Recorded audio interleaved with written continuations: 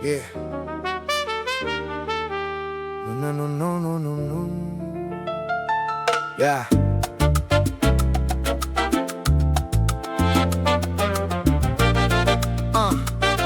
Yeah.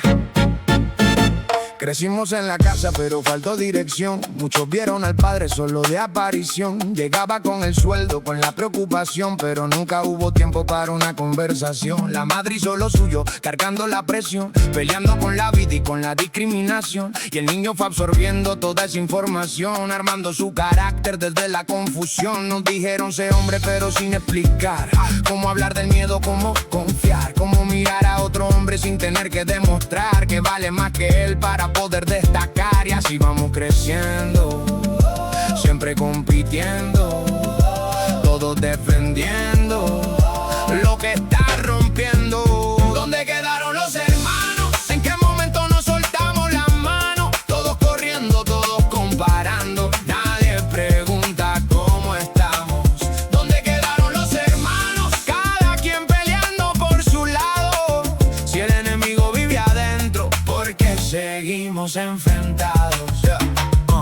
En la escuela, en la calle, en la oficina, la misma historia se repite y se cocina. El otro no es amigo, es competencia fina, y la confianza cada día se termina. Socios que se rompen por orgullo y ambición, familias divididas por la comparación, talento desperdiciado por la desunión. Y luego nos preguntan por qué va mal la nación, porque el miedo cambia el rumbo de la conversación. La tristeza se disfraza de provocación, la vergüenza se convierte en dominación, y la soledad termina hablando en la agresión. ¿Dónde quedaron los hermanos? ¿En qué momento nos soltamos las manos? Todos corriendo, todos comparando, nadie pregunta cómo estamos.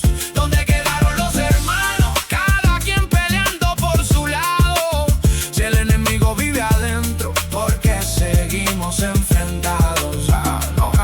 No nacimos desconfiando, eso lo fuimos aprendiendo, generación tras generación, sin darnos cuenta, repitiendo. Y tal vez la salida nos a seguir ganando, tal vez sea sentarnos y volvernos a escuchar. Porque un país no cambia solo con leyes, ni con discursos de políticos o reyes. Cambia cuando el hombre deja los papeles y habla de sus heridas en lugar de esconderse. Cambia cuando entiende que pedir ayuda no le quita fuerza ni le deja en duda, que abrir el corazón no es ninguna tortura.